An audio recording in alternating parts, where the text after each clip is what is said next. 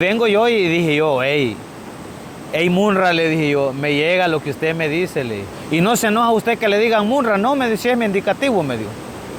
Eso me hace sacar músculos a mí, me dijo él.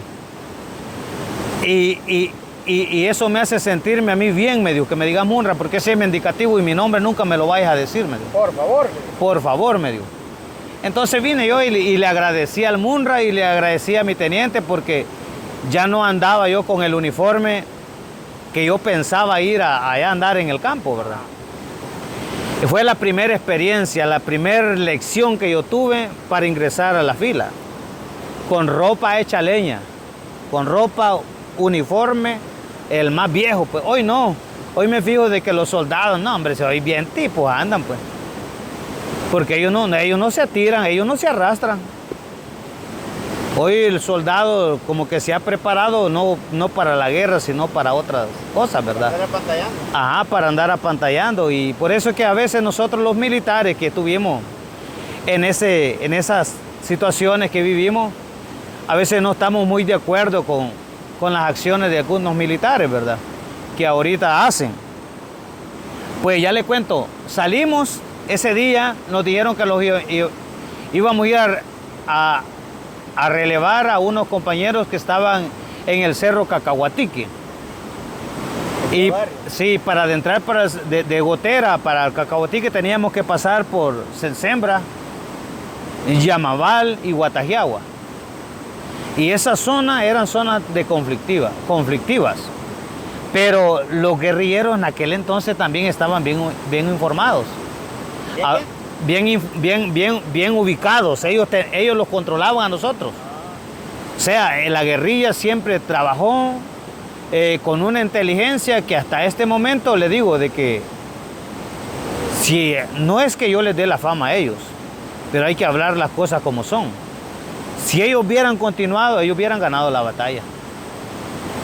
Le digo esto porque ellos tenían un grupo de militancia y en la población que ellos bien sabían para dónde íbamos. ¿Hubieran ganado la guerra? Yo pienso de que sí. Pero si solo dicen que eran como 15,000. Es que vaya, miren, eso es lo bonito. Eran 15,000 y los soldados eran 60, 75,000. No, éramos 24,000 según en aquel entonces. Yo hacía preguntas a grandes personajes, ¿verdad? Y le decía, mire, ¿como cuántos soldados somos? Activos somos como 24,000, me dijo. Los que andamos activos, administrativamente hay un montón de gente, ¿verdad? Pero activos, los que andamos trabajando en combate a la guerrilla, somos pocos, me dijo. Porque los batallones que tenían sus 1,400 personas, eso era el batallón Atracat, el Arce, el Bracamonte, Atonal, Belloso. Eran 5 batallones. Ellos tenían aproximadamente, así como lo oye, la compañía era formada de 120 elementos y ellos se conformaban por 12 compañías, 12 compañías. Eran 1,600, digamos. O sea que Un batallón, ¿verdad? podían hacer unos 6,000 entre los 5 batallones. Pongámosle que hubieran sido 7,000. Ahora hoy vámonos a las brigadas. Cada destacamento. En el destacamento militar, cuando yo llegué, le cuento, y esto no es exageración. Cuando yo llegué a la compañía, no le digo que eran como 35, pues. Y ahora, y si la compañía se formaba de 120 o de 100. Tiene razón, porque fueran 7 de los 5 batallones, más el batallón de paracaidistas, digamos que son 8, más 5 brigadas, 6 brigadas, digamos, otros 6,000. Sí. 13,000, más los destacamentos, digamos que fueran 6. 6. 13, 18, 19. O sea, yo creo que no estoy vagando. Y si estoy, pues la Fuerza Armada nunca daba una información exacta. Como hoy en día, pues. Hoy en día usted pregunta, mire, ¿cuántos elementos hay de la policía? No le van a decir cuántos hay. Mire, ¿cuántos soldados tienen adiestramiento en este año? ¿Cuántos se han graduado como soldados? No le va a decir, porque eso es un régimen que no da información. Pero lo que le quiero contar es de que en aquel entonces se hacía el conocimiento de que éramos aproximadamente unos 24,000 soldados. 24,000 soldados activos. Ahora, si le hablábamos de todas las bajas, de los que habían ido de baja y de los que estaban heridos, los muertos y todo eso, no, la secretaria, la nana y todo. la nana, las secretarias y todo lo que hacían ahí administrativamente, cubría un gran número, ¿va? Pero yo le estoy hablando de infantería. Cuando yo llegué a esa unidad, no le digo pues que habían como 35 éramos, por todos. Y de esos 35 se hacían 4 secciones. Y yo le pregunto a mi capitán, a mi teniente Hernández, mi teniente le digo, ¿por qué andamos poquitos? Le digo. Y se me quedó viendo él como con lástima. Vos sos nuevito, me dijo. Aquí lo que tenés que hacer, me dijo, cuando haya un despergue, busca dónde cubrirte, me dijo. Porque aquí si habemos poquito es porque nosotros a veces no ponemos en práctica lo que se nos enseñan. La disciplina militar, me decía. Cuando nosotros vayamos caminando, me decía, los vayamos desplazando, vos siempre tenés que ir a una distancia prudencial.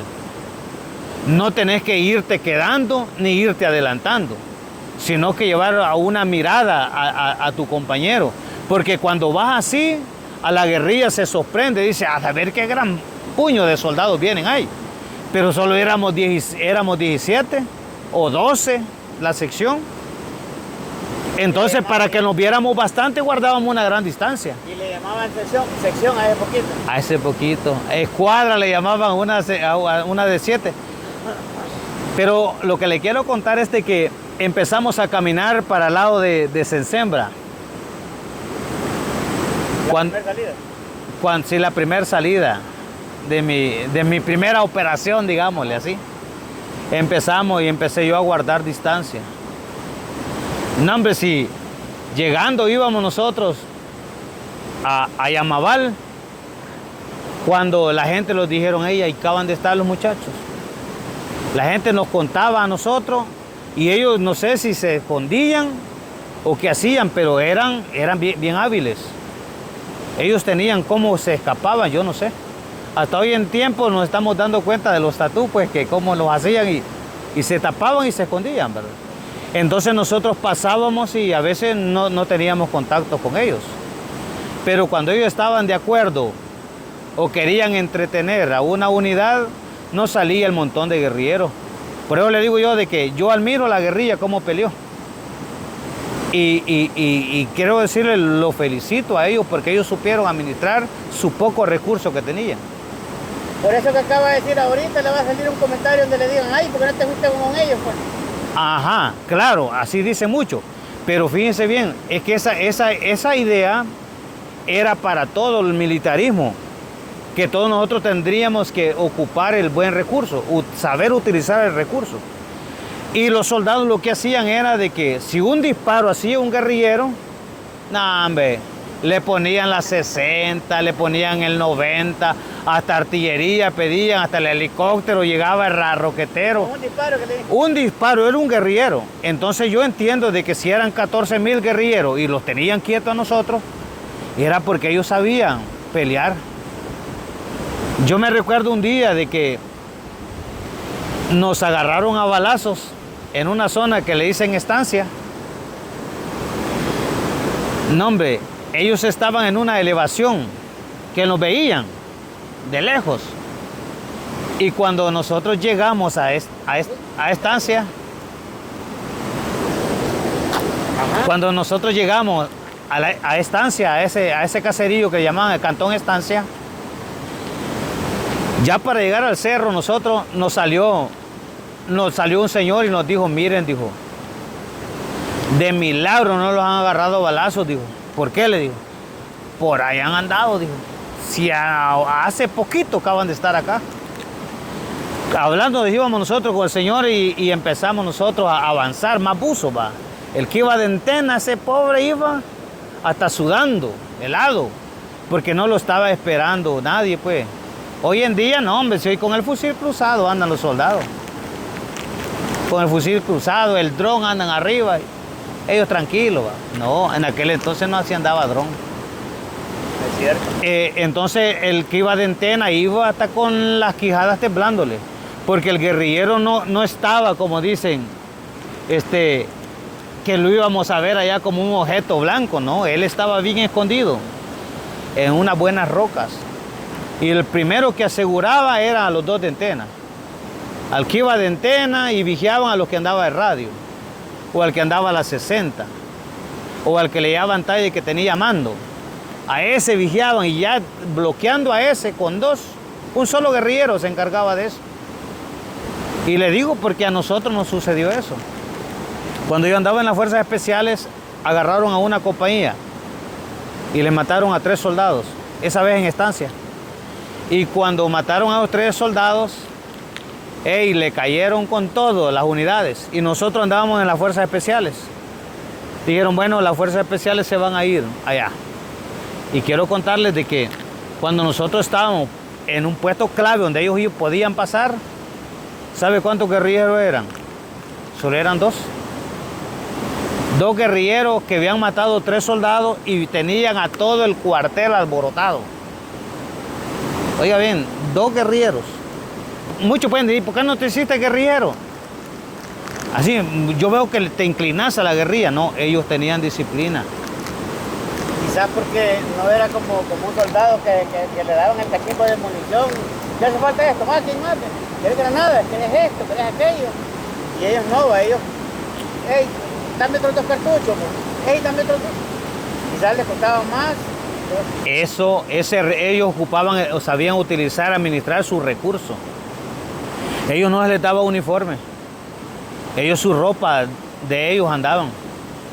Se les hacía fácil porque al momento de huir y estaban rodeados, ellos escondían el fusil y salían como que eran agricultores. No, yo vivo, yo haciendo la milpa ando, y salía con una sucuma y se nos iba. Se nos era más fácil, un guerrillero, por eso andaban hasta de civil. ¿Y nosotros cómo? Ahora, los soldados, yo me recuerdo esto, yo siempre lo viví.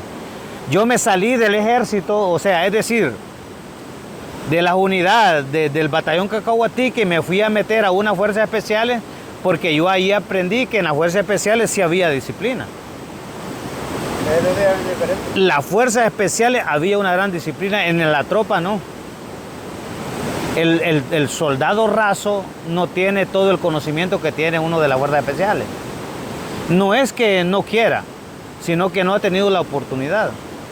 Entonces cuando yo veía la diferencia entre un comando y un soldado raso, yo me picaba, decía, no, yo quiero ser de las fuerzas especiales. Y entonces fue que también yo pude ver que en el batallón las unidades eran bien pequeñas y andaban, como dicen, no tenían el apoyo como las fuerzas especiales. Las fuerzas especiales la mandaban a cierto sector, ya iban con la frecuencia del cazador. El cazador era el roquetero, ¿va? Iban ya con la frecuencia de la Fuerza Aérea. Ya estábamos ubicados con la Fuerza Aérea si necesitábamos los A-37. Si veíamos algo así. Entonces las fuerzas especiales, eso era la diferencia que había. Y la tropa sí se le daba todo el apoyo normal, ¿verdad? Pero no especial como las fuerzas especiales. Las fuerzas especiales hasta en helicópteros los iban a tirar a uno.